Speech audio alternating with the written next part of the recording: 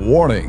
Bitag Live Morning caters to mature audiences. Topics discussed are particularly on hot, timely, current issues purposely intended for Filipino viewers and listeners worldwide. Discussions may contain language that may not be appropriate for some sensitive audiences. If you do not approve of the content listed above, please do not watch our videos. If you wish to continue, we strongly advise that you proceed with caution. Viewer maturity is advised. According to Bleeding Yellow Hearts, walang tama. Lahat mali ang drug campaign ni President Duterte. Yan ho mga Bleeding Yellow Hearts sa kanilang pananaw, sa kanilang mga sinasabi na hindi diretsahan ho mga boss. Ang sinasabi ho nitong mga nasa Bleeding Yellow Hearts, terminolohiya lang ho yan. In Bleeding Yellow Hearts, eto ho yung mga tao ho sa lipunan at hindi ho partido to ha.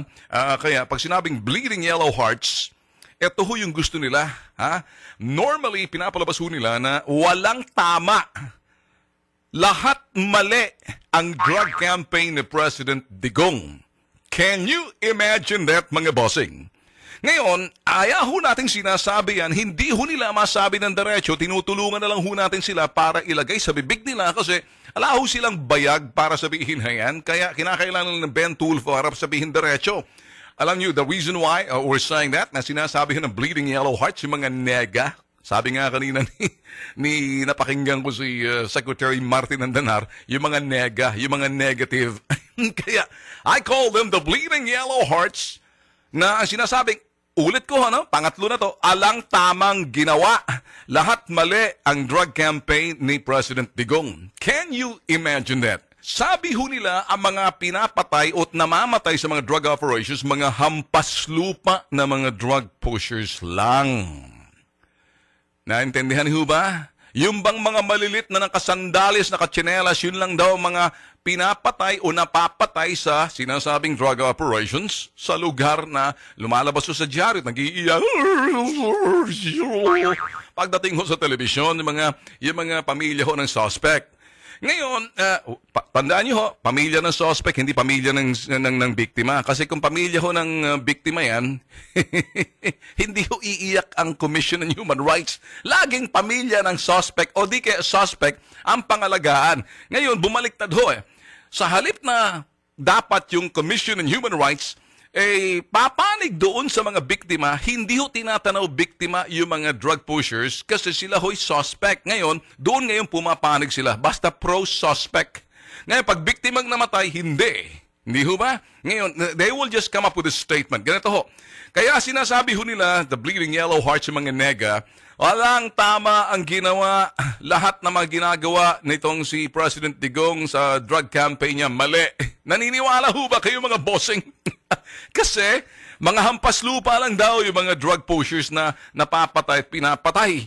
Ngayon, pangalawa, summary execution lang daw yun ang ginagawa nangyayari. Kita nyo nga naman mga boss, lang tama talaga, ano?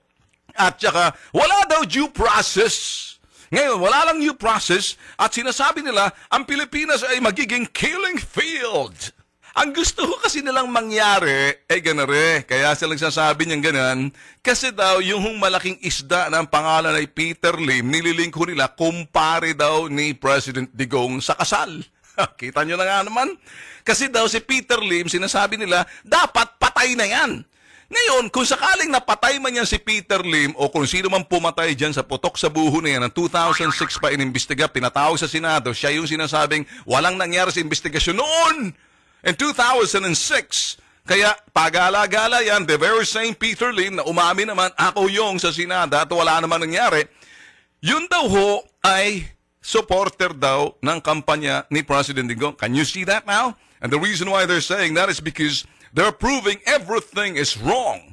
Ngayon, ang ginagawa raw nitong si President Digong, lahat ng kanyang ginagawa, kumbaga, wag na daw natin utuin, ang sinasabi ho ng kanilang mga yung mga spin doctors ho, ng mga nega, ng mga Bleeding Yellow Hearts na kesyo, wag daw kayo magpauto sa mga drama-drama lang. Oh, wow, man, who's talking? Who's talking? You understand what I'm saying?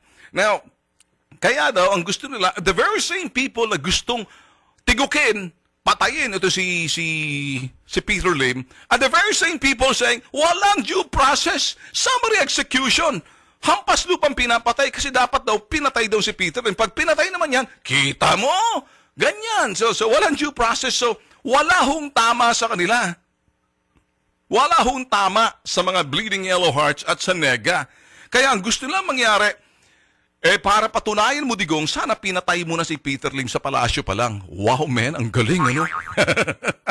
So, dalawang bagay lang ho dito, mang, para ho, to expose the counterfeit.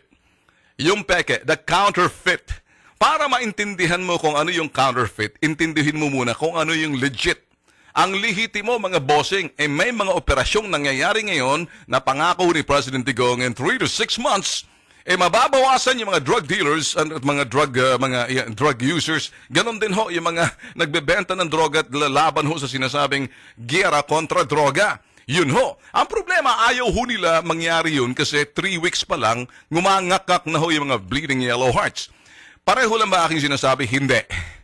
Kasi ang gusto ho nila mangyari, mga boss, dalawang klaseng validation dito lang. Ano? Either you opposed it or you go with it. If you oppose it, kumukontra ka. Ayun na nga ang ginagawa ng Bleeding Yellow Hearts. Or you go with it, ibig sabihin, you go with it, ibig sabihin, intindihin mo, pagmasdan mo, hayaan mo muna gumawa ang gobyerno ni Digong, ni President Duterte, kasi kung nagsasalita ka na, nakikita lamang na kay Bleeding Yellow Hearts or NEGA. Ganun hong gustong sabihin eh. No, ngayon mga bossing, yun hong validation ho natin. Kasi kung pag-uusapan ho natin, kung ikay kumokontra, understandably, kumokontra ka kasi gusto mong mangyari yung dating gawi. Bumalik dun sa sinasabing kulturang permissiveness, dismissiveness, and tolerance. Yun ang hong ginagawa noon. Nung panahon ho ng mga Bleeding Yellow Hearts at yung mga iba pang panahon na kumbaga pinaiiral yung sinasabing due process, hapaan natin ang PC. Ano ngayon kung pumatayan? Ano ngayon kung 92% ng mga barangay nasakop na ng droga? Basta't importante, malinis tayo. Ibig sabihin, sinunod natin yung sinasabing due process. Di bali na maubos at maging sabihin na natin mga drug users, drug dependent yung bansang Pilipinas, basta mapanatili yung sinasabing due process. Can you understand that? Di bali ho, maging, kumbaga, eto ho tayo, nasira ng populasyon natin, yung populasyon ng Pilipinas ay puro mga drogista, kung hindi drogista, drug users, nagtutulak, ala na ho, tostado ng utak sa droga, basta't importante, due process. You see it? Yun ho sila noon. Ngayon, medyo hindi ho na gustong nangyayari, kaya nakikita ho nila at may basihan ho sila yung status quo. Wala kang gagawin. Ipairal mo yung due process, innocent until proven guilty in the court of law. Yun hong gusto nila. Ngayon, ang gusto ho nila mangyari, huwag kang kikilos. Ipairal mo yung due process. Ngayon, sa nakikita ho nila ngayon, lahat ho may pintas. So makikita niyo ho yung sinasabing counterfeit. Makikita niyo ho yung huwad, mga huwad. Kaya ito mga huwad, hinuhubaran ho natin. Paano ho natin hinuhubaran yung mga huwad? We're trying to expose the counterfeit. Sino mga counterfeit? Yung mga NEGA. Sino mga NEGA? Bleeding Yellow Hearts. Kasi ayaw ho nilang magtagumpay ang sinasabing kampanya kontra droga nitong si President Duterte na 3 linggo pa lang, marami ng kiyaw-kiyaw, ang layo pa ng 3 buwan, ang layo pa ng 6 na buwan, mga putok sa buho kayo, ang dami yung mga sinasabi. Kaya dalawang bagay lang, either you're with it or you oppose it. Yung mga Bleeding Yellow Hearts, they will oppose it. They will oppose. Wala hong tama sa kanila. Everything is wrong. You know why? Because they're always saying, mali kasi ang presidente.